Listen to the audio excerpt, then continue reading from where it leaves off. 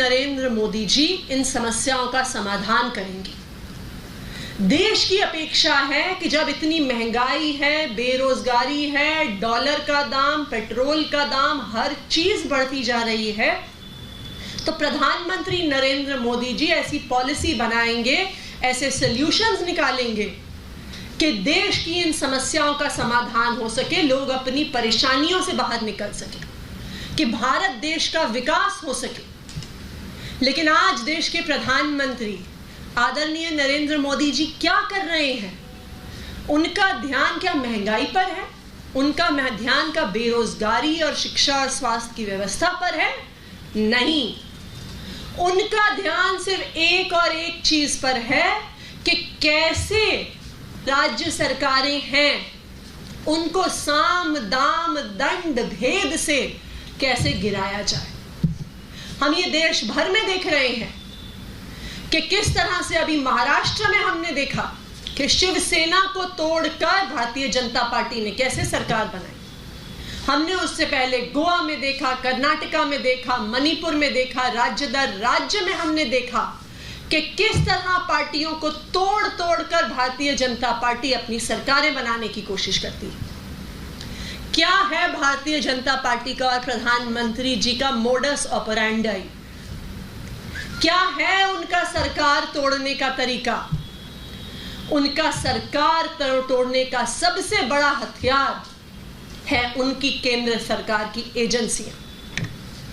तो क्या formula follow करते हैं प्रधानमंत्री मोदी जी? क्या फॉर्मूला फॉलो करती है उनकी केंद्र सरकार? फॉर्मूला बहुत सिंपल है।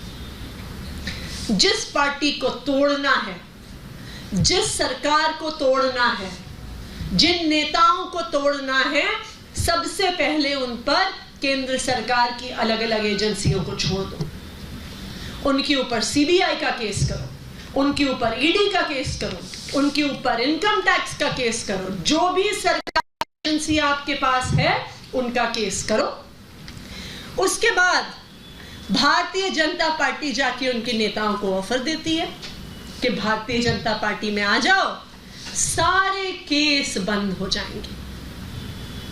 तो एक तरफ धमकाया जाता है और दूसरी तरफ लुभाने का प्रयास किया जाता है। हमने देखा कि किस तरह महाराष्ट्र में भी यही हुआ कि महाराष्ट्र की रूलिंग कोalition के अलग अलग नेताओं पर सीबीआई के, ईडी के तरह तरह के केस हुए और फिर उन केस की धमकियों को यूज करके शिवसेना के विधायकों को तोड़कर एक नई सरकार बना दी गई, जिसमें एक शिवसेना के फॉर्मर एमएलए अब चीफ मिनिस्टर बन गए।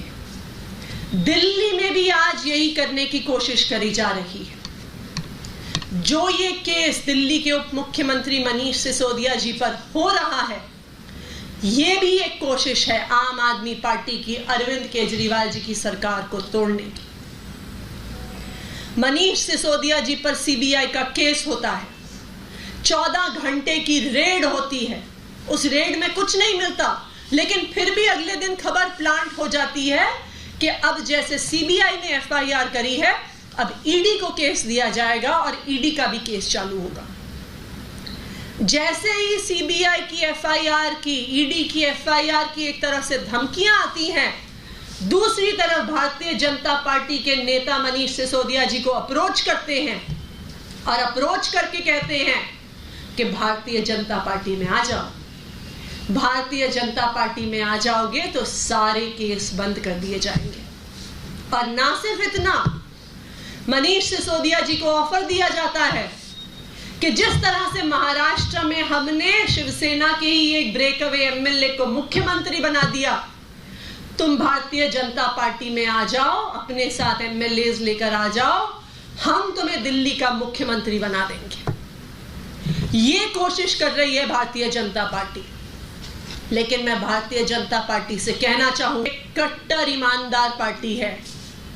आप बाकी एमएलएज को, एमपीज को, नेताओं को, पार्टियों को क्यों तोड़ पाए?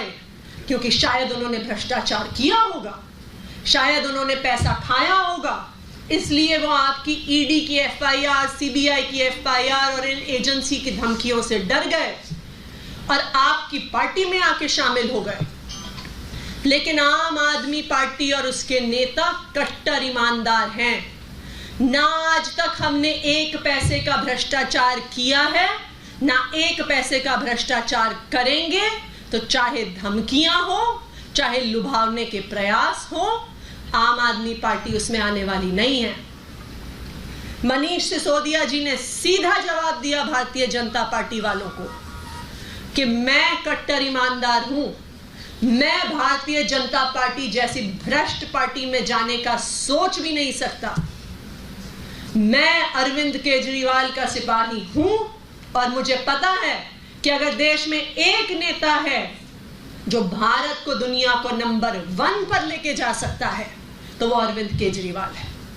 तो चाहे आप मुझे जेल में डाल दो, चाहे आप ईडी का केस कर दो, चाहे आप सीबीआई का केस कर दो, मैं आम आदमी पार्टी छोड़ने वाला नहीं हूं।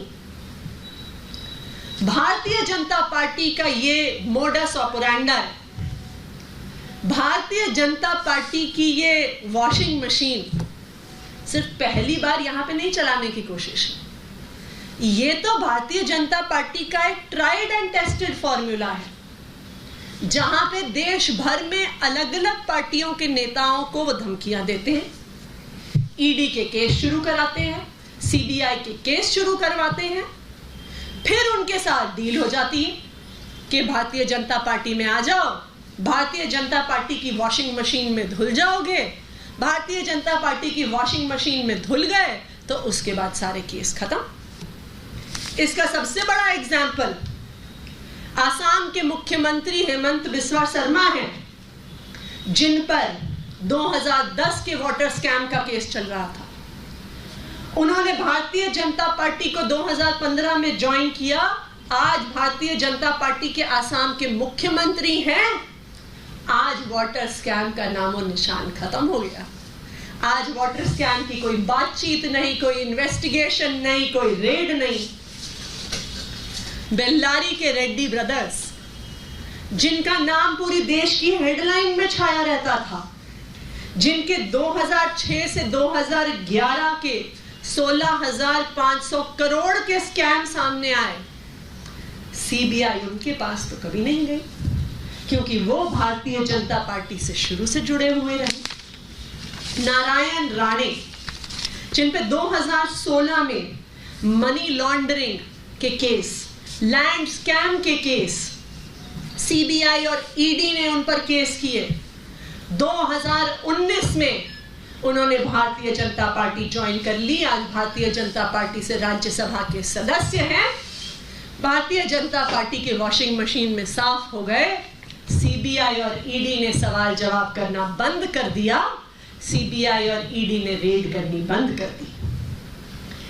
बीजे पांडा, जिन पर मनी लॉन्ड्रिंग के और violation of foreign exchange management act के केस हुए फरवरी 2019 में, जैसे ही केस हुए तुरंत उनके पास ऑफर आया भारतीय जनता पार्टी ज्वाइन करने का। 2019 में उन्होंने भारतीय जनता पार्टी ज्वाइन कर ली। भारतीय जनता पार्टी की वॉशिंग मशीन में साफ हो गए। सीबीआई और ईडी ने केस बंद कर दिए। फरवरी 2019 में जैसे ही केस हुए तुरंत उनके पास ऑफर आया भारतीय जनता पार्टी ज्वाइन करने का। 2019 में उन्होंने भारतीय जनता पार्टी ज्वाइन कर ली। भारतीय जनता पार्टी की वॉशिंग मशीन में साफ हो गए। सीबीआई और ईडी ने केस बंद कर दिए। सबसे फेमस शुवेंदु अधिकारी, जो भारतीय जनता पार्टी के अनुसार पश्चिम बंगाल में होने वाले भ्रष्टाचार की पराकाष्ठा थे। शारदा स्कैम के नाम पर तो भारतीय जनता पार्टी ने कई चुनाव लड़ डाले बंगाल में। 2020 में शुवेंदु अधिकारी जी को भी ऑफर जाता है कि आ जाइए, भारतीय जनता पार्टी के वॉशिंग मशीन में साफ हो जाइए। शुवेंदु अधिकारी, जो भ्रष्टाचार की पराकाष्ठा माने जाते थे भारतीय जनता पार्टी के अनुसार, ज्वाइन करते हैं भारतीय जनता पार्टी और आज भारतीय जनता पार्टी के लीडर ऑफ ऑपोजिशन हैं। ये लिस्ट चलती जा सकती है। हमारे पास ऐसी दर्जनों नेताओं की लिस्ट है जिन्होंने भारतीय जनता पार्टी ज्वाइन कर ली। अब कुछ भारतीय जनता पार्टी के खास ऐसे नेता हैं जो कह भी देते हैं। महाराष्ट्र के एक एमएलए कांग्रेस से आए भारतीय जनता पार्टी में, नारायण पाटिल, पब्लिक में आके कह देते हैं कि जी जब भारतीय जनता पार्टी में आ गया हूं तो चैन की नींद सो पाता हूं, क्योंकि अब मुझे पता है कि मेरे ऊपर कोई भी इंक्वायरी होने वाली नहीं है। तो यही कोशिश जो भारतीय जनता पार्टी ने अपनी वॉशिंग मशीन फॉर्मूले से देश भर में करी है, महाराष्ट्र में करी है, उड़ीसा में करी है, पश्चिम बंगाल में करी है, मध्य प्रदेश में करी है, आज भारतीय जनता पार्टी उसे दिल्ली में भी करने की कोशिश कर रही है। लेकिन भारतीय जनता पार्टी और प्रधानमंत्री नरेंद्र मोदी जी याद रखें,